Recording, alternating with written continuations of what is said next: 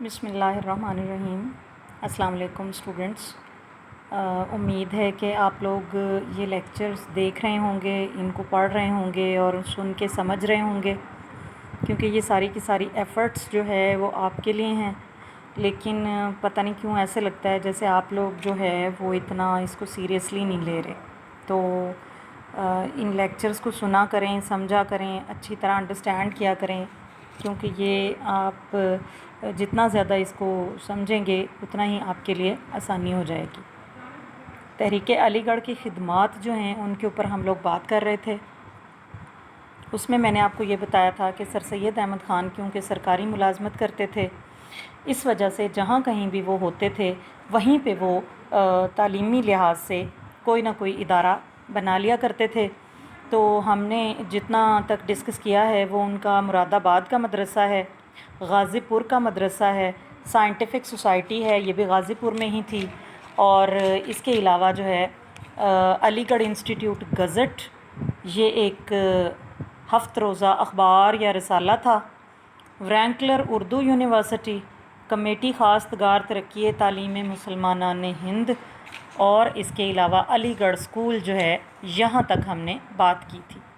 ये मैंने पहले भी आपको बताया था कि अलीगढ़ के हवाले से स्कूल, कॉलेज और यूनिवर्सिटी जो है वो हमें इसमें नज़र आती है सर सैयद की खिदमात के हवाले से।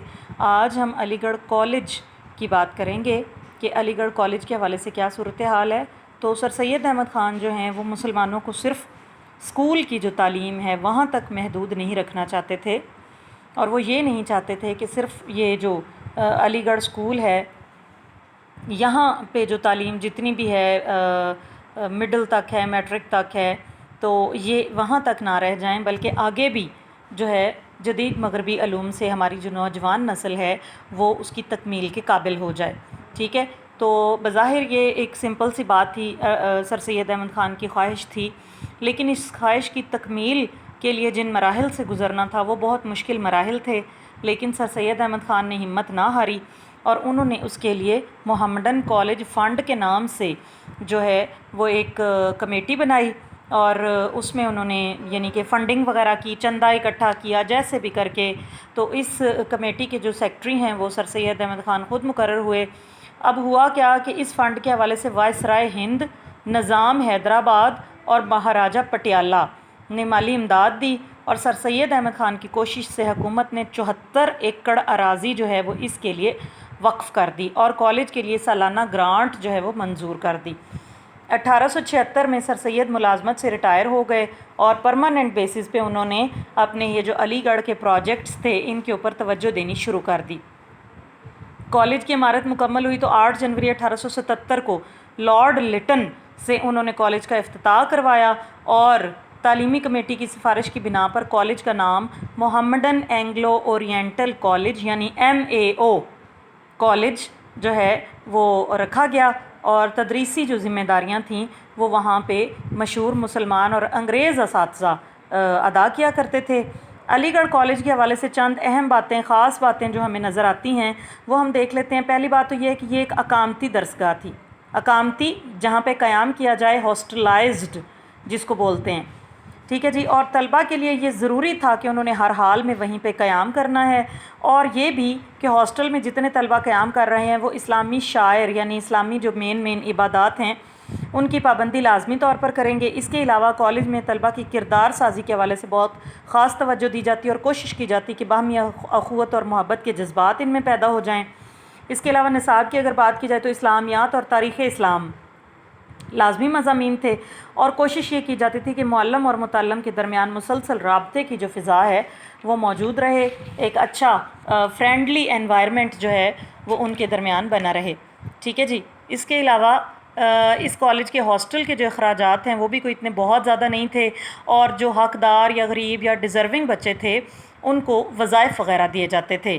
तो कॉलेज का जो तदरीसी अमला था वो नहायत मेहनती, लायक और अहले इल्म असातिज़ा पर मुश्तमिल था। इसके अलावा उनके यूनिफॉर्म के हवाले से अगर बात की जाए तो तुर्की तर्ज का काला कोट, सफ़ेद पाजामा, रोमी टोपी और ब्लैक शूज़ बतौर यूनिफॉर्म इस्तेमाल किए जाते थे वहाँ पे। اس کے علاوہ یہ کہ علی گڑھ کالج کے تدریسی عملہ کے کردار اور علمی فضا کی وجہ سے طلبہ تعصبات سے پاک ہو کر روشن خیال ہو گئے۔ تعصب ہوتا ہے جی بلا وجہ کسی کی مخالفت کرنا۔ تو وہاں پہ جیسا کہ ہم لوگ بات کر رہے ہیں کہ انگریزوں کے ساتھ تھوڑا سا اس قسم کا معاملہ تھا، لیکن جب دونوں پارٹیز کو ایک دوسرے کے قریب آنے کا موقع ملا تو بہت سی غلط فہمیاں دور ہو گئیں، اور ہندوؤں کے جو مذموم مقاصد تھے وہ بھی کسی حد تک ختم ہو گئے۔ اچھا، اس کے علاوہ سر سید احمد خان کی تعلیمی خدمات میں موسٹلی آخری نمبر پہ جو ایک چیز آتی ہے وہ ہے آل انڈیا محمڈن ایجوکیشنل کانفرنس۔ اب یہ کیا چیز ہے؟ اس میں جیسا کہ ہم نے آپ لوگوں کو میں بھی یاد ہو کہ تحریک دیوبند کے حوالے سے ہم نے یہ دیکھا تھا کہ اس کی طرز پر اور بہت سے ادارے بن گئے تھے اور وہ اسی پیٹرن پہ چل رہے تھے۔ تو یہاں پہ بھی ہم یہ دیکھیں گے کہ سر سید احمد خان جو ہیں وہ مطلب چاہتے تھے کہ تحریک یہ جو علی گڑھ کالج ہے اس کی طرز پر اور ادارے بھی بنیں، اور صرف یہ یہاں تک محدود نہ رہے بلکہ اسی طرح کے اور ادارے بھی بنائے جائیں، کیونکہ اب دیکھیں ایک ادارہ ہے، ایک کالج ہے، اس میں سارے اسٹوڈنٹس تو نہیں آ سکتے پورے بر صغیر کے، تو اس لیے انہوں نے چاہا کہ اور اس طرح کے جو ادارے ہیں وہ بنائے جائیں یا اس طرح کی کوششیں کی جائیں۔ تو انہوں نے یہ اس کے لیے ایک یہ جو کمیٹی ہے یہ تشکیل دی اور چاہا کہ علی گڑھ کا پیغام جو ہے وہ دوسرے علاقوں تک، دوسرے مسلمانوں تک بھی پہنچے۔ اس مقصد کی تکمیل کے لیے انہوں نے آل انڈیا محمڈن ایجوکیشنل کانفرنس کی بنیاد رکھی، جس کا پہلا اجلاس 17 دسمبر 1886 کو علی گڑھ میں ہوا۔ اور اس کے مقاصد کیا تھے، یعنی یہ کیوں بنائی گئی، اس کے تھرو کیا کرنا چاہ رہے تھے؟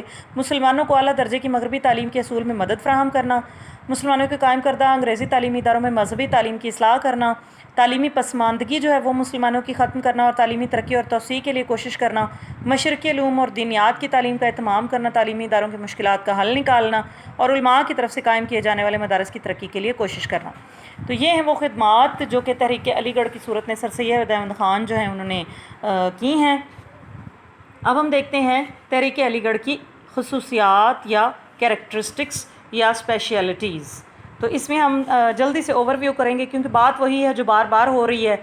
اچھا، اس میں ایک تو پہلی بات یہ ہے کہ مشرقی اور مغربی علوم کا اشتراک ہو گیا، یعنی مشرقی علوم بھی شامل کیے گئے۔ اب وہ کون سے ہیں جی؟ اردو، فارسی، عربی کی تدریس۔ اسی طرح مغربی علوم میں جدید سماجی سائنسی مضامین شامل تھے۔ مغربی اور مشرقی دونوں جب ملے تو بچوں کی شخصیت جو ہے متوازن ہو گئی۔ اسی طرح قدیم اور جدید کے اشتراک سے بھی طلبہ جو ہیں وہ اپنے ماضی سے بھی جڑے رہے اور عصری تقاضے یعنی جدید دور کے جو تقاضے ہیں ان کے ساتھ بھی وہ ہم آہنگ ہو گئے۔ اس کے علاوہ یہ کہ جیسا ابھی ہم نے پڑھا کہ یہ ایک اقامتی درسگاہ تھی، یعنی کہ یہاں پہ بچے قیام کرتے تھے، مختلف جگہوں پہ آنے والے طالب علم ایک ہی جگہ پہ رہتے تھے، اور یہ ایک حقیقت ہے۔ اگر کبھی آپ لوگوں کو اتفاق ہو ہاسٹلز میں رہنے کا ہائر اسٹڈیز کے لیے تو واقعہ ہی ہاسٹلز میں انسان کی بہت لرننگ ہوتی ہے۔ وہاں پہ پڑھائی والی لرننگ تو میں بھی اتنی نہیں ہوتی کیونکہ وہ آپ کے تعلیمی ادارے میں ہو جاتی ہے، لیکن آپ کی جو اپنی کیریکٹر بلڈنگ ہے، معاشرتی آداب ہیں، تربیت ہے، وہ بہت زیادہ آپ کی ہاسٹل میں رہتے ہوئے ہوتی ہے اور انسان بن جاتا ہے، کچھ زندگی کے بارے میں جان جاتا ہے۔ اسی طرح ہاسٹل میں نماز، روزہ اور دوسرے اسلامی شعائر کی پابندی کی جاتی۔ ہاسٹل کے اخراجات بہت کم تھے، مستحق طلبہ جو ہیں ان کو مالی امداد دی جاتی تھی۔ اچھا، اس کے علاوہ مذہبی تعلیم کے حوالے سے اگر ہم دیکھیں تو سر سید احمد خان نے مغربی علوم کے ساتھ ساتھ دینی تعلیم کو بھی اپنے ساتھ رکھا، اور انہوں نے یہی کہا کہ ہم اس چیز کے بغیر کامیاب ہی نہیں ہو سکتے کہ اگر ہم ویسٹرن کلچر کے تعلیم کے ساتھ ساتھ اپنے مذہبی تعلیم کو بھی ساتھ لے کر نہ چلیں۔ تو تدریسی عملے کی اگر بات کی جائے تو انگریز اساتذہ بھی تھے، مسلمان اساتذہ بھی تھے، اور انہوں نے قانون یہ بنایا ہوا تھا کہ کالج کا پرنسپل، 2 پروفیسرز اور ہائی اسکول کا ہیڈ ماسٹر انگریز ہوتے تھے۔ یہ ایک تعلیمی اور سیاسی لحاظ سے اچھا فیصلہ تھا کیونکہ اس سے ہوتا کیا تھا کہ ہمارے طلبہ کو مغربی تہذیب و ثقافت کا جو ہے وہ اس کے جاننے کا موقع ملتا تھا۔ انگریز اساتذہ جو ہیں ان کے تقرر سے سیاسی فوائد حاصل ہوتے تھے، اور انگریزوں اور مسلمانوں کے درمیان مفاہمت یعنی صلح صفائی یا ایک دوسرے کے قریب آنا، اس کی فضا پیدا ہوتی ہے، اور کالج کے اخراجات کے لیے انگریزی حکومت سے مالی امداد ملنا بھی آسان ہو گئی یا شروع ہو گئی۔ انتظام کے حوالے سے اگر دیکھا جائے تو شروع میں ادارے کا انتظام جو ہے وہ کالج کمیٹی کے ہاتھ میں تھا، اور اس کے سیکرٹری سر سید احمد خان تھے۔ 1889 میں سر سید نے ایک ٹرسٹی بل تجویز کیا جس کے مطابق کالج کا انتظام بورڈ آف ٹرسٹیز کے سپرد کر دیا گیا، اور وہ اس کے سیکرٹری رہے۔ بعد میں ان کے بیٹے سید محمود نواب موصل الملک، نواب وقار الملک بالترتیب اس کے سیکرٹری رہے۔ نظریہ تکتیر، فلٹریشن، یہ آپ کو اگر تھوڑا سا ذہن میں ہو تو یہ ہم نے برٹش جو تعلیمی نظام تھا اس میں بھی دیکھا تھا۔ نظریہ تکثیر یہ ہوتا ہے کہ اعلیٰ جو درجے کے لوگ ہیں یا امیر لوگ ہیں صرف ان کے بچوں کو تعلیم دینا۔ اب سر سید یہ کہتے تھے کہ اگر ہم قوم سے جہالت کو دور کرنا چاہتے ہیں تو یہ بہترین طریقہ ہے کہ اوپر کے جو طبقے ہیں ان کو تعلیم دی جائے۔ اس کے پیچھے ان کی کیا لاجک تھی کہ غریب افراد جو ہیں وہ تعلیم حاصل کریں گے بھی اگر تو وہ پرائمری کر لیں گے، مڈل کر لیں گے، میٹرک کر لیں گے، اس کے بعد آخر کہیں نہ کہیں جا کے ان کے بچے تعلیم کو چھوڑ دیں گے، وہ ہائر اسٹڈیز تک پہنچ نہیں سکیں گے۔ لیکن جو امیر طبقہ ہے ان کے لیے کیونکہ پیسے کا مسئلہ تو ہے نہیں، تو وہ اپنے بچوں کو ہائر اسٹڈیز تک بھی لے جائیں گے، اور وہاں سے کیا ہوگا کہ تمام جو ہائر جو سیٹیں ہیں یا عہدے ہیں وہ ان کو مل جائیں گے، تو ہمارے جو لوگ ہیں وہ بڑی سیٹوں پر، بڑے عہدوں پر پہنچ جائیں گے۔ اس کے لیے انہوں نے کیا کیا کہ تعلیم عامہ کی روایت کی نفی کی، امیر طبقہ کے بچوں کی تعلیم کا بندوبست کیا گیا، ان سے بھاری فیسیں لی جاتی تھیں، اور اس ادارے میں صرف امیر والدین کے بچے جو ہیں وہ تعلیم حاصل کر سکتے تھے۔ اچھا، اس کے بعد آ جاتی ہیں سہولیات، یعنی تحریک علی گڑھ کے جو طلبہ تھے ان کے لیے کون کون سی سہولیات کا انتظام کیا ہوا تھا۔ تو فرسٹ آف آل ان کی صحت کو مد نظر رکھتے ہوئے اسسٹنٹ سرجن اور طبیب کا تقرر کیا گیا۔ اس کے علاوہ کالج میں بک ڈپو تھا جس سے بکس وغیرہ جو ہیں وہ بچوں کو دی جاتی تھیں۔ ذہین طلبہ کو انعامات، میڈل، وظائف وغیرہ دیے جاتے۔ غریب طلبہ کی مالی معاونت کے لیے قرض حسنہ کا انتظام کیا گیا، یعنی ان کو قرض وغیرہ دیا جاتا کہ اگر ہو سکے تو آپ واپس کر دیں، نہیں تو وہ ایک خدا واسطے کے زمرے میں آ جائے گا۔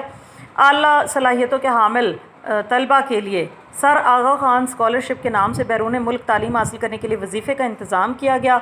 تو یہ ایک بہت بڑی سہولت تھی جو بچے کو باہر کے ملک بھیجنے کے حوالے سے اگر ایک ایفرٹ کی گئی ہے تو یہ بہت بڑی سہولت ہے۔ اس کے علاوہ سماجی سرگرمیاں یعنی کہ کو کریکولر ایکٹیویٹیز کے حوالے سے بھی انہوں نے انتظام کیا ہوا تھا تاکہ بچے کی شخصیت کی جامع نشوونما ہو سکے۔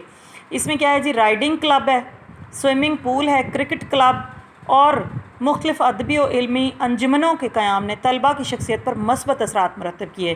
ان میں قائدانہ صلاحیتیں پیدا ہو گئیں۔ اسٹوڈنٹ یونین اور اولڈ بوائز ایسوسی ایشن کا قیام عمل میں لایا گیا۔ اس سے کیا ہوا کہ برصغیر کی سیاست کو ایک نیا رخ ملا اور مسلمانوں کو ایک پلیٹ فارم پہ اکٹھا کیا گیا، اور اسی سے ہی آگے پھر ہوتے ہوتے جو ہے وہ مسلم لیگ اور یہ سارا سلسلہ جو ہے وہ چلتا ہے، اور قیام پاکستان تک تمام جو کوششیں ہیں وہ ہمیں نظر آتی ہیں۔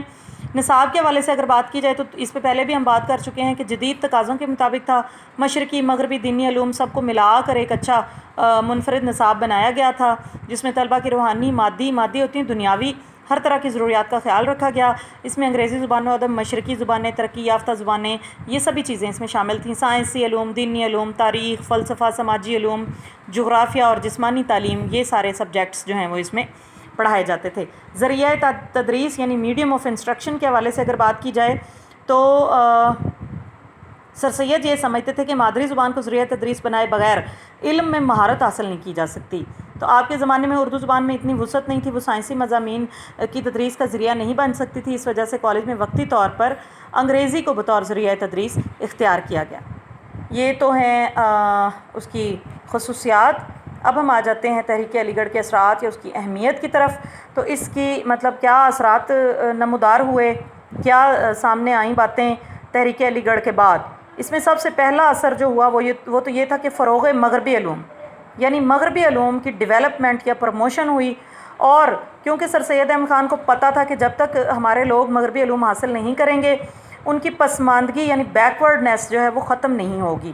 اسی وجہ سے انہوں نے علی گڑھ کالج کے نصاب میں مغربی علوم کو خصوصی جگہ دی اور مسلمانوں کو مغربی علوم سے آگاہ کیا، اور ان علوم سے واقفیت کے باعث ہی ان میں روشن خیالی پیدا ہوئی، اور ساتھ ہی ساتھ ایک فائدہ یہ بھی ہوا کہ وہ نوکری حاصل کرنے کے قابل ہو گئے۔ مصالحت کے حوالے سے پہلے بھی ہم بات کر چکے ہیں کہ اس کا ایک اثر یہ ہوا کہ سر سید یہی چاہتے تھے کہ انگریزوں اور مسلمانوں کے درمیان غلط فہمیاں دور ہو جائیں، ان میں مصالحت ہو جائے، ان کی مخالفت ختم ہو جائے، وہ ایک دوسرے کو جان لیں، ایک دوسرے کے حوالے سے جو ہے وہ ان کی رائے مثبت ہو جائے۔